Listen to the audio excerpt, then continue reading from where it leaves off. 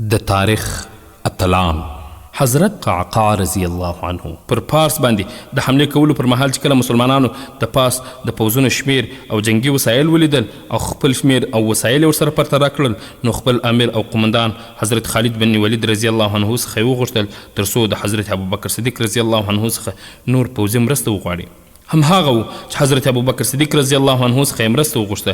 د هغې خوا څخه حضرت ابوبکر صدیق رضی الله عنه فقط یو کس ورته راواستوي.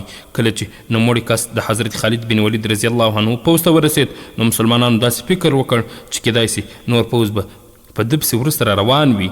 هغه پوه سو نو خلکو ته یې وویل امیر المؤمنین یوازې زه د مرستې دپاره رالیږلی یم. د دې خبرې په اورېدلو سره مسلمانانو د خپل قمندان په طرف وکتل او ورڅخه ویې پوښتل دا څه روان دي؟ مرسته څه سوه؟ حضرت خالد بن ولید رضی الله عنه ځواب ورکړ د جنگ تیاری وکړئ همدا مرسته ده. دا دروند شخصیت حضرت قعقاع بن عمر التمیمي رضی الله عنه د چا په هکله چې حضرت ابوبکر صدیق رضی الله عنه ویلي وه په پوځ کې د قعقاع ابن عمر رضی الله عنه غږ د زرو پوځیانو څخه غوره دی.